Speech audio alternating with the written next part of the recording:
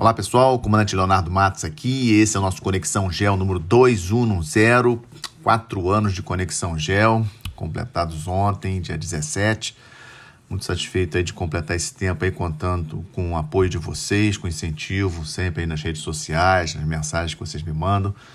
Bastante importante para continuar esse trabalho todas as sextas-feiras. Hoje, 18 de novembro de 2022. Principal notícia que trago para vocês essa semana, sem sombra de dúvidas, o encontro entre o presidente Biden e Xi Jinping lá na Indonésia. Primeira vez que os dois se encontram pessoalmente desde que o presidente Biden assumiu a presidência dos Estados Unidos.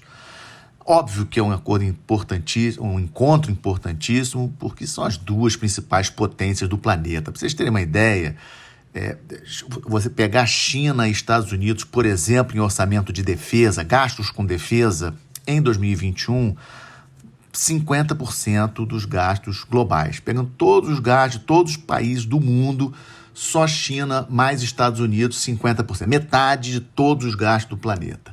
Falar de economia, 40% do PIB global, soma das economias dos países, 40% Estados Unidos mais China. Então, obviamente que o encontro entre Biden e Xi Jinping lá na Indonésia, qualquer lugar, vai ser sempre importante. E o ponto principal na minha avaliação, dois líderes querendo distender a crise. Toda aquela confusão, crise sobre Taiwan, a Nancy Pelosi indo a Taiwan e várias acusações, o Joe Biden entrando aí com sanções contra a China em termos aí de equipamentos de tecnologia mais avançada, de fornecimento de equipamentos mais avançados para a China, guerra comercial, isso tudo. Mas a postura deles na reunião da última segunda-feira foi diferente. Inclusive sorriso, cumprimento, etc. Fotos, os dois sorrindo. E a tônica geral do encontro, então, na minha avaliação positiva, promessas dos dois lados de que o interesse é o crescimento dos dois países, etc. A China, ela logicamente colocou claramente a questão de Taiwan como uma linha vermelha, e o Biden falou que a posição dos Estados Unidos não muda, ou seja, ele aceita uma única China, respeita a ideia da única China, não apoia a independência de Taiwan, mas também não aceita uma ação militar da China sobre Taiwan. Ou seja, por enquanto, o que parece que vai acontecer é que Taiwan não será invadida agora pela China, mas no comunicado chinês, é importante a gente ler os comunicados dos dois países, né? E no comunicado chinês pós-reunião está lá claramente que é um desejo do povo chinês reincorporar Taiwan, trazer Taiwan novamente para o Estado chinês. Isso é um ponto que é bastante relevante, a gente não pode deixar de lado. Mas acho que o foco deles agora vai ser a questão econômica, ou seja, a China com muitos problemas, ainda com essa política realmente radical do Xi Jinping em termos de Covid-0. Inclusive, essa semana, a Universidade de Pequim entrou em lockdown porque um aluno testou positivo para Covid, ou seja, ainda uma certa neurose em vários lugares, e já recebemos, inclusive, vídeos aí de protestos em algumas cidades também do país em função dessa política do Covid, e o Xi Jinping com um grande desafio de tentar correr atrás do crescimento econômico da China, prometido para 5,5% esse ano, e parece que tudo indica que não vai chegar de jeito nenhum nem a 5%, talvez não chegue nem a 4% de crescimento, o que para a China, com o tamanho da população que tem, é muito ruim. Então, tônica principal do encontro de segunda-feira, na minha avaliação positiva, os dois vão correr atrás das suas questões relativas à economia. Sabemos que os Estados Unidos também está convivendo com inflação alta, ainda alta, né? Melhorou um pouquinho, mas ainda está alta, ou seja, precisa tratar das questões internas. O Xi Jinping reeleito para o terceiro mandato, o Biden sofreu derrota na Câmara, os democratas perderam o controle da Câmara dos Deputados, Nancy Pelosi não será mais digamos assim, a presidente da Câmara dos Deputados, equivalente à presidente da Câmara dos Deputados nos Estados Unidos, mas o Senado permaneceu com os democratas. Havia uma expectativa de que os Estados Unidos perderiam o Senado também. Não perdendo o Senado foi, assim, melhor do que muitos analistas esperavam. E, então, acho que a reunião, de uma maneira geral, na segunda-feira, mostrou aí uma tendência aí de extensão. O segundo tema que trago para vocês, como tenho feito todas as semanas, uma atualização aí do conflito na Ucrânia, importantíssimo para nós acompanharmos, sinalizações aí de vários lugares com relação a um plano de paz, a início de negociações, mas isso apenas indícios. O Zelensky, o presidente da Ucrânia, falou por videoconferência na reunião do G20 essa semana, na terça-feira, e a sinalização foi de plano de paz, etc. Mas vou comentar agora a parte militar. Acho difícil isso acontecer no curto prazo e eu vou mostrar isso agora na parte militar. Nessa parte militar, o ponto mais importante, primeiro, no início da semana, a tomada em definitivo da cidade de Kherson. Vocês lembram que eu comentei sobre isso na semana passada, na sexta-feira, de que as tropas russas tinham deixado a cidade de Kherson, a cidade mais importante que a Rússia tomou nessa invasão à Ucrânia, tá ocupada desde março deste ano. E a cidade de Kherson, ela é a capital da província de Kherson, uma província que foi formalmente anexada pela Rússia, né, com pompa e circunstância, e as tropas russas deixaram a cidade de Kherson. Detalhe importante, Kherson fica na margem direita do rio Dnipro, que é o principal rio da Ucrânia. Ele, inclusive, passa por Kiev, é um rio importantíssimo. E a cidade de Kherson fica na margem direita, né? Descendo o rio, à direita fica Kherson. Ou seja, é uma divisão natural ali, importante. Ou seja, as tropas russas foram para o outro lado do rio, né, e aparentemente vão reforçar a sua defesa naquela posição. As tropas ucranianas vão ter dificuldade de transpor o rio, obviamente, até porque uma das pontes foi destruída pelos russos. Então isso vai demorar um pouco para a Ucrânia, ali naquela província, ali naquela região de Kherson, a Ucrânia avançar, digamos assim, na sua reconquista de terreno. Mas, simbolicamente, sem sombra de dúvidas, importantíssimo para o moral da tropa ucraniana, a retomada, digamos assim, de Kherson. E o Zelensky não perdeu tempo. Na segunda-feira já foi a Kherson, né, e confraternizou com as tropas lá, com a população, etc. Isso desencadeou aí um ataque de grandes proporções da Rússia em termos de mísseis em vários lugares da Ucrânia, principalmente na parte de geração de energia, né? A Rússia quer bater bastante nessa questão da energia, relembro. Os ucranianos não esquecerão desses momentos, essa falta de energia, do frio, etc.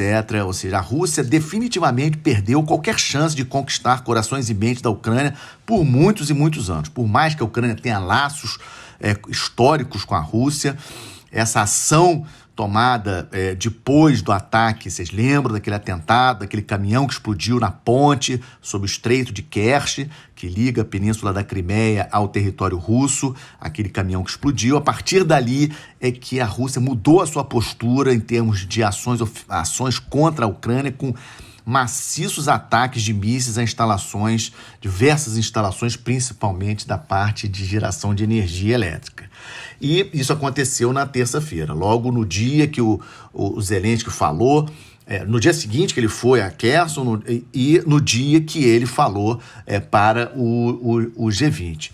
E aí aconteceu o evento mais comentado aí na semana em termos militares, até mais engraçado, né? Acabou sendo mais do que o ataque, do que a conquista em definitivo da cidade de Kherson, que foi os 2 mísseis que caíram no território da Polônia, bem na fronteira, próximo da Ucrânia, e quando isso aconteceu, causou aí um problema sério. Isso foi na noite da terça-feira. Terça-feira foi um dia tumultuado, né? Foi o dia dos grandes ataques, o dia que o Zelensky falou para o G20, e à noite aconteceu a queda desses 2 mísseis em território polonês, matando 2 pessoas, mas assim, não atingiu nenhum alvo militar, nada significativo em termos militares. E de pronto, na terça-feira, eu mandei mensagem para os grupos aí de podcast que eu tenho, com muitos de vocês, informando de que não acreditava em ataque da Rússia contra a Polônia, nada de artigo 5º da OTAN, a OTAN teria que reagir, Terceira Guerra Mundial, Armagedon. Ouvi tudo isso essa semana, na terça-feira à noite, ouvi muito isso, quarta de manhã, e eu já tinha falado na terça-noite que não era nada, não fazia sentido que a Rússia fazia esse ataque, mas pela seriedade do assunto, logicamente, aquela apreensão. Mas lá na Indonésia, na reunião do G20, o Biden, junto com os países do G7 e outros países ali da OTAN, que fazem parte do G20, se reuniram rapidamente e, pelos dados da inteligência americana depois, e a própria Polônia, acabaram confirmando que o míssil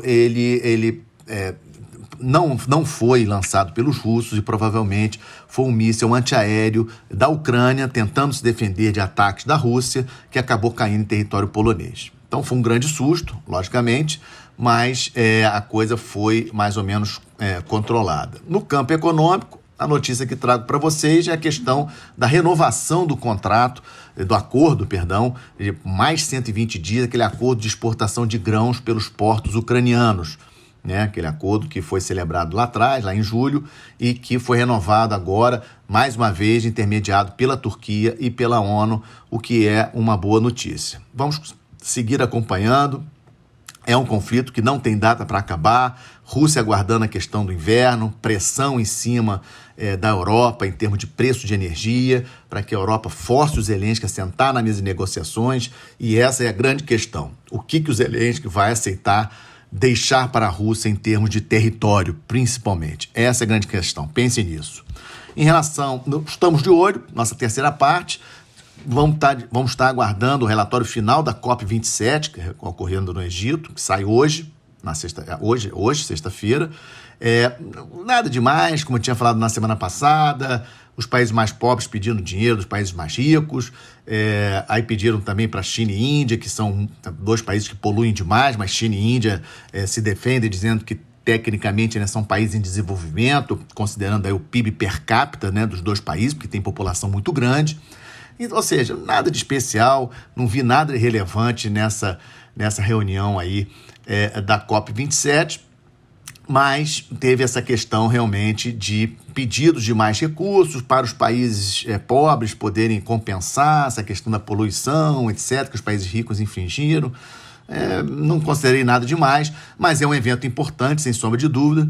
O presidente eleito, Luiz Inácio Lula da Silva, compareceu na quarta-feira, fez lá um discurso de tentar aí conseguir recursos também, falando de cúpula na Amazônia, talvez levar a reunião, a 30ª edição em 2025 para ocorrer no Brasil, mas nada de especial. Outra parte que estamos de olho, nas consequências, né, nos desdobramentos de reuniões importantes que aconteceram essa semana lá no Sudeste da Ásia, a ASEAN, que é a associação dos membros ali dos países do Sudeste da Ásia, muito importante. A reunião aconteceu com a presença do presidente Biden, a primeira vez que ele comparece como presidente, mas o Biden não conseguiu grandes coisas. O ponto principal que ele queria era que a ASEAN se posicionasse forte contra a China, especialmente em relação ao Mar do Sul da China. O Biden já chegou se atropelando, chamando o Camboja, que foi o anfitrião do evento, chamando o Camboja de Colômbia. Mas em termos práticos dessa reunião da ASEAN, o Biden não conseguiu muita coisa. Também não saiu nenhuma grande crítica a Mianmar, né, a ditadura que acontece em Mianmar, apenas não teve o convite para o presidente, para o general que preside o país desde o golpe militar. Ele não foi, mais uma vez, não foi nem convidado, mas nenhuma sanção específica da ASEAN contra Mianmar, como era esperado. E melhorou foi a situação do Timor-Leste. Timor-Leste, vocês sabem que é um país da comunidade de países de língua portuguesa. O Timor-Leste melhorou um pouquinho a sua situação e tudo leva a crer que em 2023, na reunião do ano que vem, o Timor-Leste será oficializado como membro da ASEAN, 11º membro, talvez uma oportunidade para o Brasil, né, considerando aí ser um país de língua portuguesa. Na reunião do G20, o mais importante foi mesmo a reunião do Xi Jinping com o Biden antes. A reunião ficou tomada em relação a esse ataque, essa questão do míssil que caiu na Polônia, e, obviamente, falar da questão da economia global, aumento de juros, digamos assim,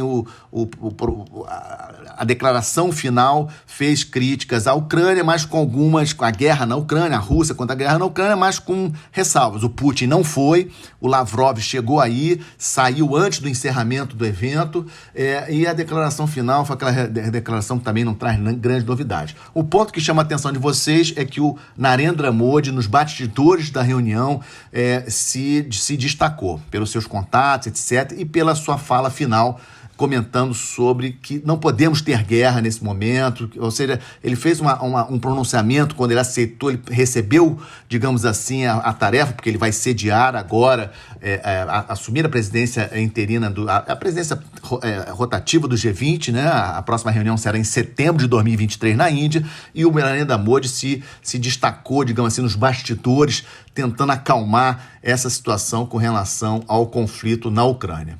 Em relação aos nossos vizinhos aqui, chama atenção apenas inflação confirmada na Argentina, 88% anualizada, agora em outubro foi confirmada, muito preocupante. E também a questão desse controle de preços, eles chamam de programa Preços Justos lá na Argentina. Acho que isso tem tudo para fracassar. Nosso vizinho aqui, terceiro maior parceiro comercial do Brasil, preocupa bastante. E também no Peru, mais uma vez, o presidente Castilho sofrendo aí tentativas aí da oposição de impeachment contra ele. A comissão da OEA, que ele pediu ajuda, chega nesse domingo para conversar com a oposição, com o Congresso, para tentar melhorar a situação. O Peru também vivendo uma crise bastante preocupante.